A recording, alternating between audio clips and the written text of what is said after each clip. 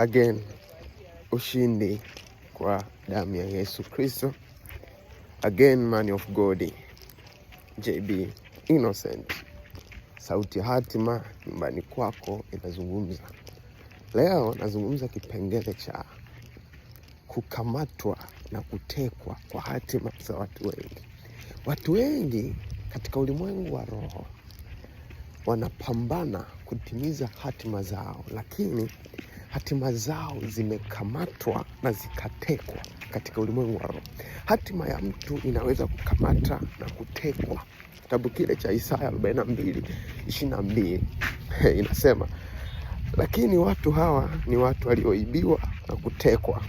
Wao wamenaswa katika mashimo, wamefichwa katika magereza, wamekuwa mawindo wala hapana aokoaye, wamekuwa mateka wala hapana asemaye rudisha. Kinachozungumzwa hapa ni hatima za watu ndizo zilizokamatwa, ndizo zilizotekwa, ndizo zilizoibiwa. Kwa nini watu wengi ni vigumu sana kutimiza hatima zao? Ni kwa sababu hatima zao zimetekwa, hatima zao zimekamatwa, hatima zao zimekuwa mawindo, zinawindwa, zimefungwa katika nini? Katika magereza. Katika kutimiza hatima kuna kitu kimoja kinaitwa nyota. Hiki ni kitu cha kipekee sana kwenye maisha ya mtu, na hiki ndiyo kina muunganiko mkubwa sana na hatima ya mtu. Hiki ni kitu ambacho mtu anazaliwa nacho kwa ajili ya kuweza kumsaidia kutimiza kusudi lake hapa duniani. Hakitegemei kusoma, hakitegemei si umezaliwa wapi na nini. Achana hivyo vitu. Ndio maana kuna watu ni maarufu na hawana elimu ya aina yoyote. Nini? Kuna muunganiko wa kufulfili hatima yao pamoja na nini? Na nyota zao. Hiki ndicho kitu pekee ambacho kinakamatwa. Mtu unaishi, unatembea, lakini kwenye ulimwengu wa roho umetekwa kwenye magereza. Huwezi kufikia hatima. Unakuwa ni mtu mwenye mipango ambayo haiwezi kutimia kwa sababu katika ulimwengu wa roho umekamatwa. Kusudi lako limekamatwa. Kuna mtu saa ingine anaweza akawa anakutumia. Kuna watu kwenye hii dunia wanaitwa watu mbolea. Wao huwastawisha watu wengine. Unaona? Watu mbolea.